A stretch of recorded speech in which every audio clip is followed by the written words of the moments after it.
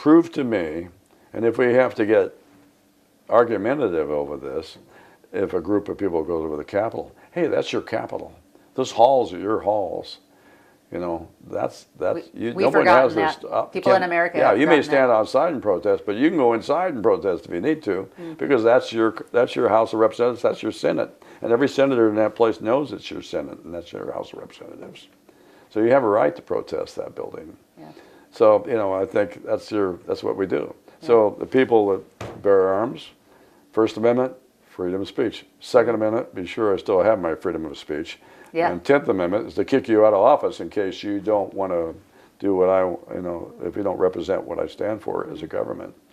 Okay, if you're going to abide by the Constitution, you have my permission to be there.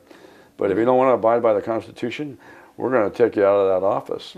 Yep. We're going to put somebody else in there. Yep. And the media has neglected their job to follow corruption and expose it, and the church.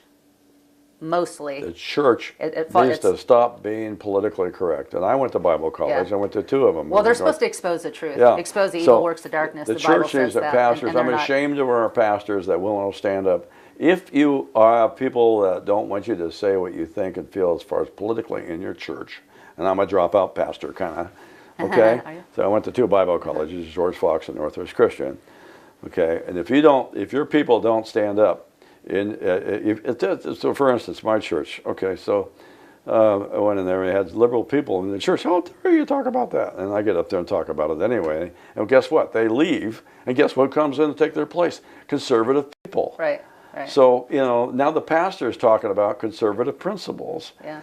And because it's scriptural. Yeah. Property rights is scriptural. Some are going to come. Life is scriptural. If you don't like this church, go to the Unitarian church or something. Yeah. You know what I mean? Yeah. That's right. Yeah. You know, the church. Yeah, exactly. The pastor needs to be bold enough to speak the truth, and if people leave, that's we their want to prerogative. gather. My organization. We need to please God. And I represent the Gathering of Eagles. Okay, we want to gather all the pastors together and try to give them a little lesson. So anyway, basically, as far as getting back and getting their courage back and a little backbone, we're going to take a big long stick and say, put that up there.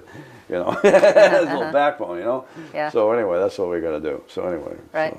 So, 2 questions on this land thing. This is way back a year or so ago. Yeah. The original landowner got put in jail for not abiding by the BLM rules on their own property when they got kicked out of their own property. And whereas he's still in jail because that's what the whole protest was about, was getting this guy back out of jail. And they keep putting him in jail. It's like, you know, they've been punished once. That's once is enough. Okay, now they're going to punish him again and again and again. So that's what we kind of do. So is he in jail? Yeah, still. I don't know. Oh. So up on what's going on, but sad case. We need to. Those people that stand with these people are patriots, and I say God's blessings for doing that. You know, on them. So. You know, that's what we have to stand up and be strong. You know, the foundations of, you know, I was back in Boston, like I go back to Boston a lot because that's where my family's from. And I went to, drove by, went to the Governor Ames mansion, and then I went off to past this, down the Constitution where the ship was, and then I went on to past the park, and we went by a park, and I said, what park is that? And they said, that's Bunker Hill. Oh, I had to get out. And I got out, and I spent about an hour and a half there at Bunker Hill. And read the signs and everything, and there was a physician that was on Bunker Hill. And an interesting thing, they had anyway, but he said, we put our fortunes and our lives on the line in order to stand up against the British at Bunker Hill.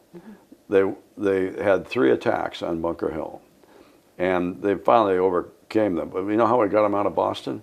We at Fort Ticonderoga, they had conquered that. The Mountain Boys had conquered Fort Ticonderoga, and so they had brought the cannons back to Boston and put them up on the hill.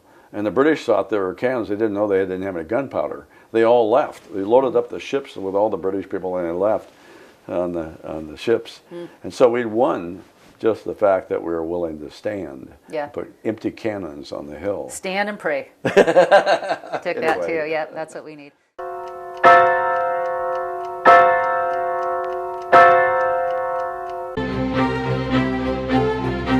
Inspiration.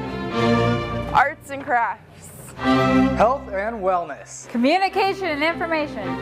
We're here to encourage and inspire you. You have a gift? We know you do. And so do we. Whether you come in to look by or want to promote your gift, we invite you to come in because when we're working together, we can accomplish great things.